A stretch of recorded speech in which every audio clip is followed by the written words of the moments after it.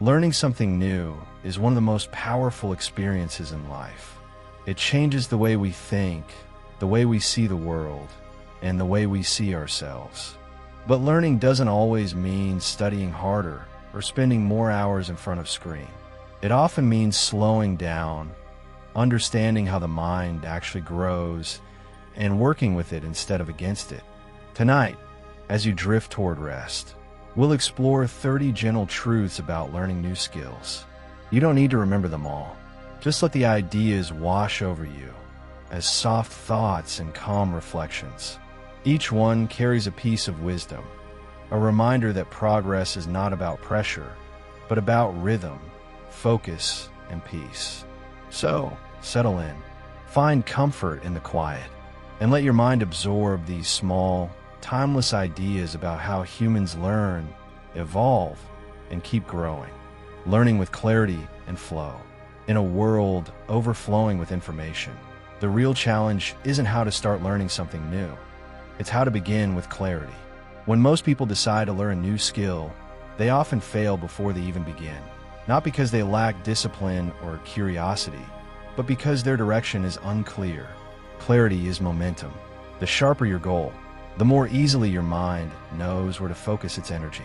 That's why every learning journey starts best with one clear goal. Not 10, not a list, just one. When you focus all your attention on a single objective, distractions naturally fade. The brain prefers clarity over chaos.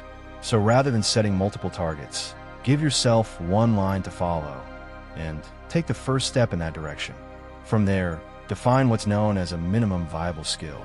Instead of imagining mastery as a mountain to climb, picture a single ledge you can comfortably reach. What's the smallest version of a skill that would still make a real difference in your life? Learning the guitar, for instance, might not begin with complex songs, but with 3 chords that let you play a tune. When you master that small version, you achieve early wins, and those wins quietly build confidence. To make your learning time truly count, apply the 80-20 rule. Roughly 80% of your desired results will come from just 20% of what you put your effort toward.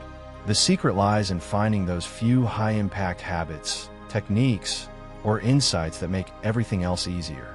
By focusing on what matters most, you learn faster and waste less time on what doesn't move you forward. Another key to clarity is what's called just-in-time learning. Rather than trying to absorb everything before you need it, you learn what's essential for the next immediate step. This keeps your brain engaged, because what you study now connects directly to action.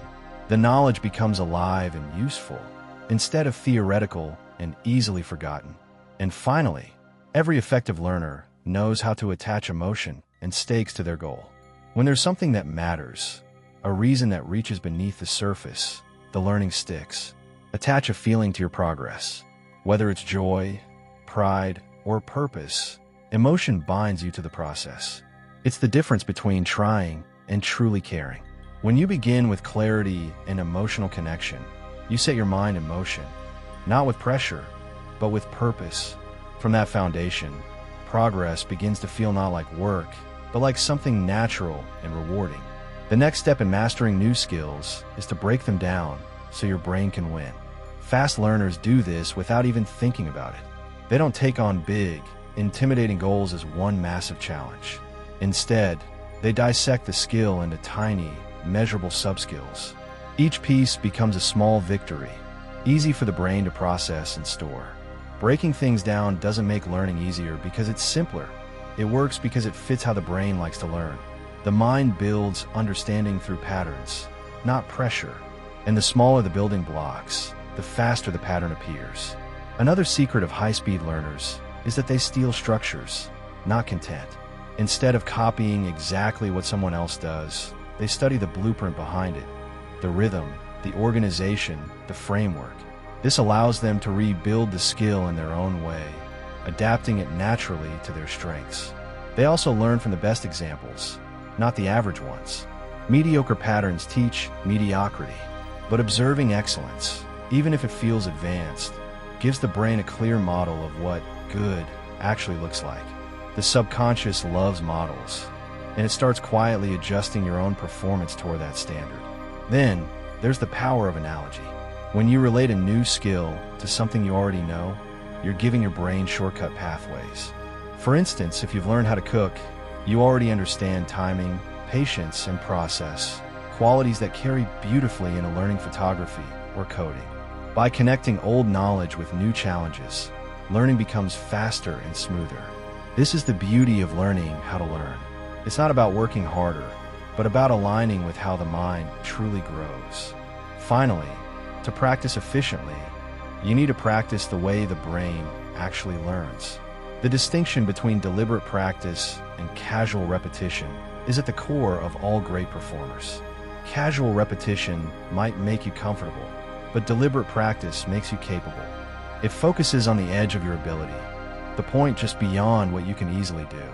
Learning happens fastest where challenge meets focus. Deliberate practice isolates weak spots, repeats them consciously, and demands complete attention. It's not about doing more, it's about doing better. And when you combine all these pieces, clarity, structure, simple subdivisions, and deliberate focus, learning transforms from a frustrating process into a natural rhythm, one that not only brings mastery, but also peace, turning learning into motion. Once you understand how the brain learns, the next step is to put that knowledge into motion. The most effective learners know that long, slow sessions of study are often less productive than short, focused bursts. Learning in short, intense sprints gives your mind permission to pour energy fully into the present moment. It's like lighting a match, bright, warm, and temporary. Once the burst ends, rest allows ideas to settle. These focused sprints work best when balanced with deliberate breaks. The brain isn't a machine. It needs cycles of tension and release to consolidate new knowledge. After a period of focus, a short moment of stillness lets connections form behind the scenes. That quiet downtime, walking, stretching, or even doing nothing, is often when insights surface naturally. Time limits play a surprising role too. Setting a tight time frame forces clarity and momentum. When your mind knows there's only 20 minutes to practice a skill, distractions fall away. The constraint focuses your effort. It prevents perfectionism and replaces it with progress. A skill learned under gentle pressure grows stronger because it has purpose guiding it. And that's the beauty of constraints. They don't limit creativity, they fuel it. Much like how a poet uses the structure of a verse or a musician uses a scale, boundaries channel energy instead of stifling it. Within those limits, the brain feels safe to explore. With every small rule or restriction, creativity sharpens. But learning truly thrives when it becomes active and unavoidable. The most efficient learners know that doing always beats consuming. You can't master swimming by reading about swimming, or learn guitar by just watching others play. Real progress begins with action, even small, imperfect action. That's where self-testing comes in. Testing yourself regularly isn't about judgment. It's about keeping the learning alive. Each time you recall something from memory, you strengthen the neural path that contains it. It's like walking over the same forest trail until it becomes second nature. Equally powerful is teaching what you just learned. Explaining something in your own words forces clarity. It reveals gaps and solidifies understanding. When you teach, your brain reorganizes information from passive to active form, from knowledge received to knowledge owned. Copying, then customizing, is another secret weapon of great learners. Copying gets a bad reputation, but it's how humans have always learned. By imitating excellence, you internalize its rhythm and structure. Once those foundations are secure, you add your own fingerprint. Modification turns imitation into mastery. Project-based learning takes this one step further. Instead of exercises or theory, you set a goal that results in something tangible, a finished project. It could be a short film, a coded app, a written essay, or a simple design prototype. Projects give learning context.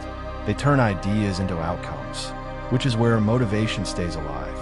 And, surprisingly, success in learning doesn't come from avoiding mistakes.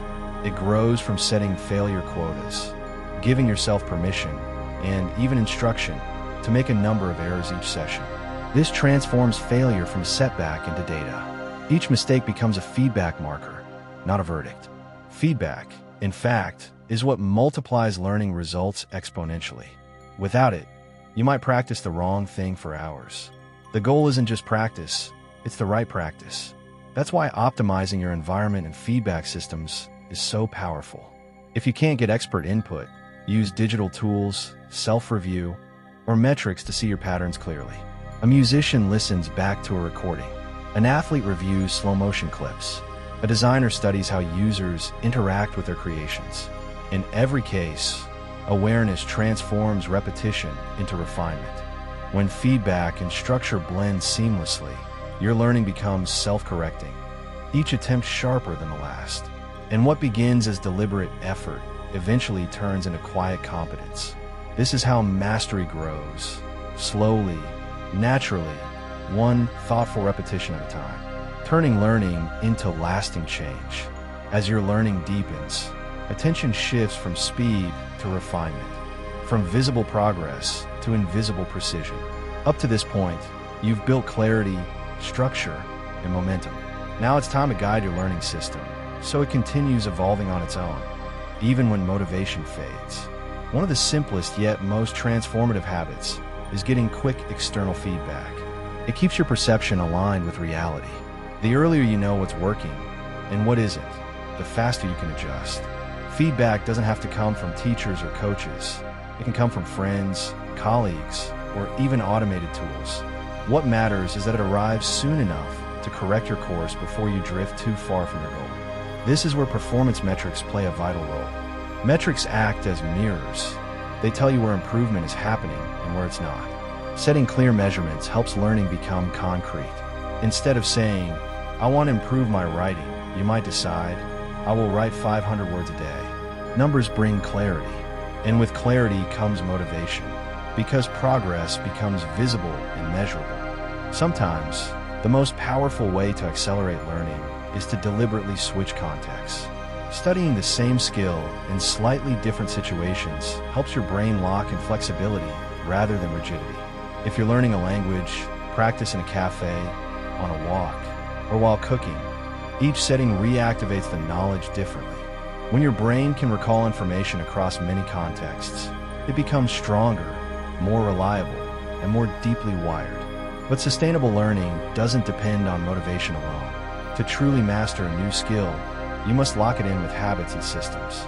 Motivation comes and goes, but systems carry you forward even when enthusiasm fades. A habit transforms skill practice into something automatic, another natural part of your daily rhythm. Building these habits starts small. Take the skill you're learning and turn it into a daily ritual, even just for a few minutes. The brain responds to regularity far more than intensity. A little each day is more powerful than a lot once in a while. To make these habits effortless, use if, then plans. They remove friction by predetermining your response to everyday situations. For example, if it's 8 o'clock in the morning, then I'll review my notes for 15 minutes. This kind of automatic cue turns learning from something that requires energy to something that rewires instinct. Over time, consistency replaces decision-making. Another helpful technique is to script your next session in advance. Before you stop for the day, decide what you'll do next time. It's like leaving breadcrumbs for your future self. This strategy saves you from hesitation, the small pause that often becomes procrastination. When the next session begins, you don't need to think. You simply begin. And as progress builds, track small wins visibly. Humans are wired to respond to clear markers of progress. Whether it's a checklist, a calendar, or a small journal, seeing your streaks and accumulated practice helps turn effort into reward. The visual record reinforces identity. You're not someone trying to learn. You're someone who does learn. From here, learning begins to shift inside the brain, into the quiet phase of consolidation. This is where real, lasting knowledge is built. To let the brain do its invisible work, you need rhythm and rest. It's the pauses between practice that knit together understanding. The science of learning shows that spacing your practice across several days dramatically improves retention. Instead of cramming long sessions, a steady rhythm of short, spread-out efforts tells your mind, this matters, keep it. Each return to the skill refreshes old neural paths and reinforces memory. Using multiple input channels also strengthens understanding. Reading, listening, watching, and physically engaging all activate different areas of the brain. When you feed information through various senses, connections between them multiply, making recall more natural and durable.